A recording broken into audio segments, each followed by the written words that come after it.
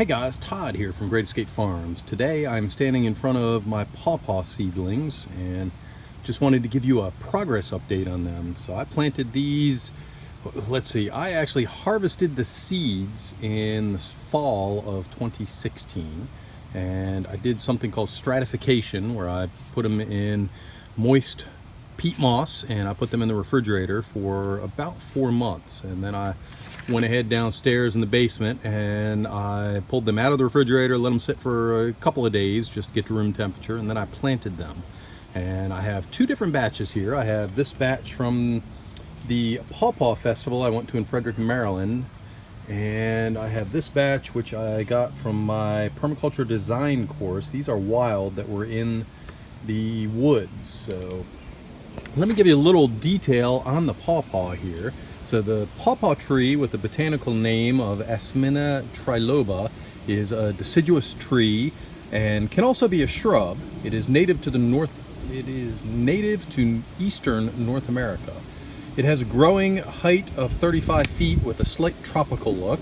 It has edible fruit, possible medicinal uses, and is a good understory tree. So the flowers are considered perfect, having both male and female parts, but they seldom, if ever, actually fruit without a cross-pollinator because the male and female parts are viable at different times. So it's rare to actually catch them viable at the same time so they can cross-pollinate. So you get a lot better fruit production and maybe only fruit production with another variety of pawpaw. Let's see, the flowers are 1 to 2 inches across with rich red, purple, or maroon when mature, and 3 sepals and 6 petals. Flowers occur in the spring, right around the time the tree leaves out. Each flower contains several ovaries, which explains why a single flower can produce multiple fruits. Trees are easily grown from seed.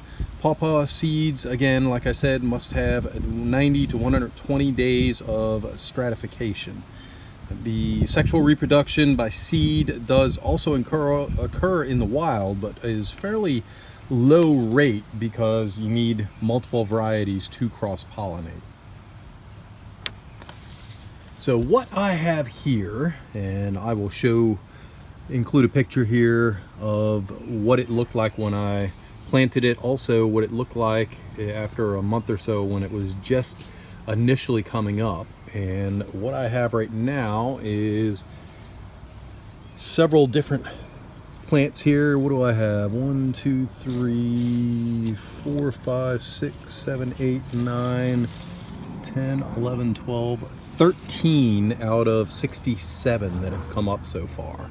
And what I mean by so far is the taller ones here have actually been up for close to 3 months now. And you can see this one right here by my finger. That one has just come up in the last couple of days. And do I have any other little ones coming up? I don't actually, I think I do. Yep. If you look right there, I just covered it. Right there at the tip of my finger, you see that little pinkish color line there? That is a new one getting ready to come up. So they will come up over the course of months. Obviously months, because I've had so many here. They're in the exact same conditions. I do have several different varieties here. There's 4 different varieties that were all kind of mixed in, but that's not really the factor here. It's just they take a variable amount of time to come up. So these are all 4 that I have in here are named varieties. Over here, these were the wild ones, and there it is. I have 2 of them that are just coming up. So that one right there at the tip of my finger, and that one right there at the tip of my thumb. And this is what the seed looks like right here. So this one is apparently hasn't got anything going on with it yet. So I squeeze it, it still feels hard, so it might not have been able to break his dormancy. I'm not going to push it down or anything because there are other seeds in here that will come up. So what my hope is hopefully all 67 of these will come up before we get too far into the summer so that they can get in a good root system.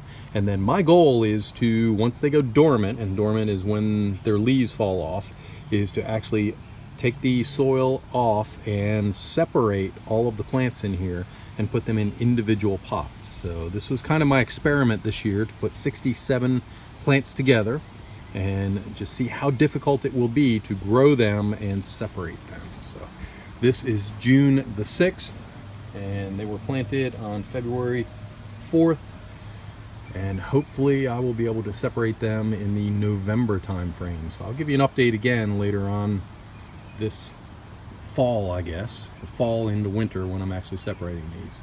So this is Todd with Great Escape Farms. Please consider subscribing to our YouTube channel. Thank you very much and have a great day.